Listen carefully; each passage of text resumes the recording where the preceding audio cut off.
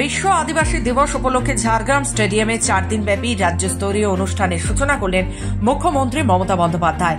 যদিও প্রতি বছর 9ই আগস্ট এই দিবস পালন করা হয়, এবছর তা আগেভাগে শুরু হয়েছে। উৎসব জুড়ে থাকছে আদিবাসী নৃত্য, গান, সাংস্কৃতিক অনুষ্ঠান।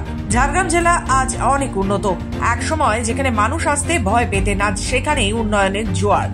তিনি স্মরণ করিয়ে দেন, ঝাড়গ্রামকে যেমন পৃথক জেলা হিসেবে গঠন করা হয়েছে, তেমনি কালিম্পংকেও নতুন জেলা হিসেবে স্বীকৃতি দেওয়া হয়।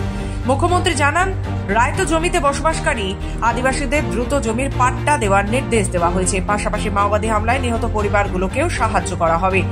নারী শিক্ষার ওপর গুরুত্ব দিয়ে মুখ্যমন্ত্রী বলেন, কম বয়সে মেয়েদের বিয়ে দেবেন না, তাদের নিজের পায়ে দাঁড়াতে দিন। তিনি আরও জানান, রাজ্যে রেশন ও স্বাস্থ্য পরিষেবা সম্পূর্ণ বিনামূল্যে দেওয়া হচ্ছে।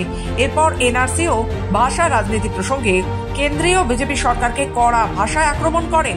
শেষে তিনি কড়া বার্তা দিয়ে বলেন, আমরা সমস্ত ভাষা জানি, কিন্তু নিজের ভাষা, নিজের অধিকার কখনো ছেড়ে দেব না। ডাবল ইঞ্জিন সরকার মনে রাখো, বাংলার ছাত্রছাত্রী, কৃষক এই অন্যায় কিছুতেই মেনে নেবে না।